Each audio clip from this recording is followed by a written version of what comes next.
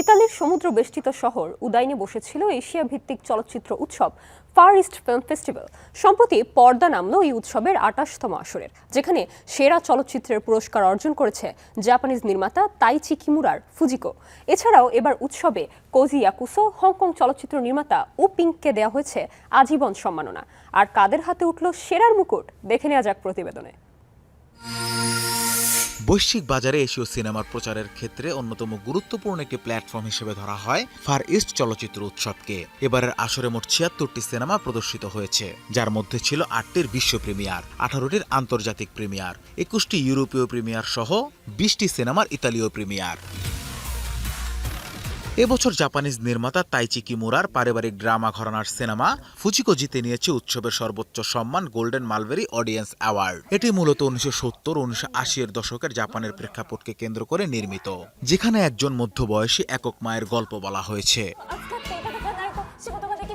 Kim Jong উ, Kim শিন one ও চো চুল young এর মর্মস্পর্শী তথ্যচিত্র দ্য সিউল গার্ডিয়ান্স অর্জন করে নিয়েছে সিলভার মালবেরি অ্যাওয়ার্ড। তথ্যচিত্রটিতে ২০২৪ সালের ৩ ডিসেম্বর রাষ্ট্রপতি ইয়ন সুক ইয়োলের সামরিক আইন ঘোষণার ঘটনাপ্রবাহ তুলে ধরা হয়েছে। এদিকে ক্রিস্টাল মালবেরি অ্যাওয়ার্ড গেছে ৪টি ভিন্ন ভিন্ন সিনেমার ঝুলিতে। জুরি নির্বাচিত সেরা অভিষেক সিনেমার জন্য হোয়াইট মালবেরি পুরস্কার পেয়েছে কোহেই ও জ্যাক লি পরিচালিত সিনেমা আনআইডেন্টিফাইড মার্ডার। সেরা চিত্রনাট্যের জন্য মালবেরি অ্যাওয়ার্ড জিতে নিয়েছে Vietnamese cinema Tunnels Sun in the Dark. এছাড়াও ২৮তম আসরে এশিয়ান সিনেমার ২ কিংবদন্তিকে দেওয়া হয়েছে আজীবন সম্মাননা। আজীবন সম্মাননার জন্য ফেভ গোল্ডেন মালবেরি অ্যাওয়ার্ড পেয়েছেন জাপানি অভিনেতা কোজি ইয়াকুসো ও হংকংয়ের চলচ্চিত্র নির্মাতা ও মার্শাল আর্টস কোরিওগ্রাফার ইউএন ইউপিং। চলচ্চিত্রে অসামান্য অবদানের জন্য চাইনিজ অভিনেত্রী ফ্যান বিংবিংকে দেওয়া হয়েছে গোল্ডেন মালবেরি পুরস্কার। এবছর ২৮তম সংস্করণে ফার ইস্ট চলচ্চিত্র উৎসবে এশীয় সিনেমার সুপারস্টাররা তাদের ব্লকবাস্টার সিনেমা নিয়ে উপস্থিত ছিলেন। এবার এমন সব সিনেমা প্রদর্শিত হয়েছে যা এশিয়ান সিনেমার প্রসারে কার্যকরী ভূমিকা পালন করবে।